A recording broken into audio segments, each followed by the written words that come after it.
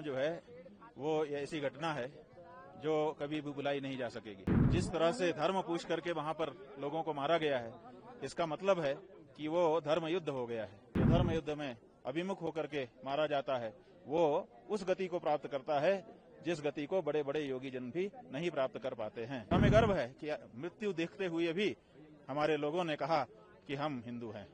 हम भी कह रहे हैं हम हिंदू हैं, मारना चाहो तो मार दो। केदारनाथ धाम ऐसा धाम है जहां पर कहने को तो 12 ज्योतिर्लिंगों में से भगवान का एक ज्योतिर्लिंग केदार नाम से यहाँ पर प्रतिष्ठित है।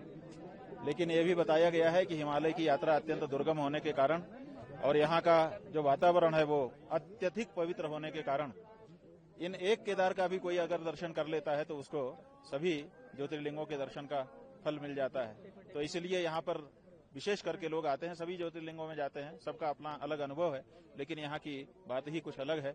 यहाँ पर जो लोग आते हैं उनको जो अनुभव होता है वो शब्दों में वर्णित नहीं किया जा सकता। बदलाव भी देखने को मिल रहा है, कई प्रोजेक्ट चल रहे हैं, खूबसूरत तरीके से सजाया जा रहा है, संवारा जा रहा है।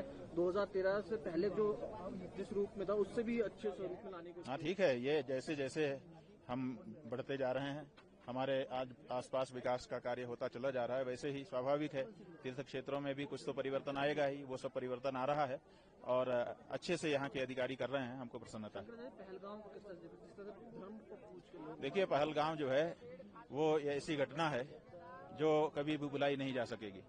और जिस तरह से धर्म पूछ करके वहां पर लोगों को मारा गया है, इसका मतलब है कि वो धर्म युद्ध हो गया है। और धर्म युद्ध में जो मारा जाता है उसको सदगति मिलती है। आज हम जब यहाँ केदारनाथ जी के दर्शन के लिए आए हैं, भगवान का अंदर गर्भगृह में जाकर के अभिषेक और पूजन अर्चन किया है, तो हमने भगवान केदार से मारे गए लोगों के परिजनों के लिए सांत्वना, उनके लिए धैर्य की प्राप्ति के लिए प्रार्थना की है। साथ ही जो हुतात्मा मारे गए उनके बारे में भी हमने भगवान से प्रार्थना की है।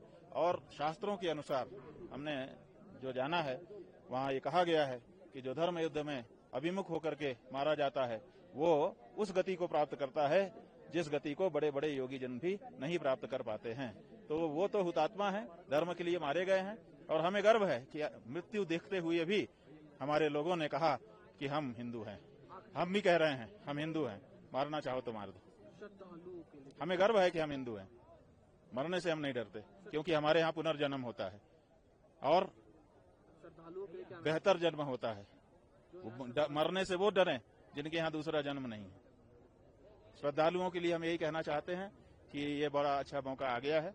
आपके मन में अगर दर्शन की इच्छा जाग जाए तो समझना कि पूर्व के किए गए पुण्यों के फलस्वरूप ये जागी है और उसमें कोई प्रमाद आलस्य मत करना। अगर जागे इच्छा तो फिर 1000 काम छोड़ करके आना, दर्शन करना, भगवान का आशीर्वाद मिलेगा।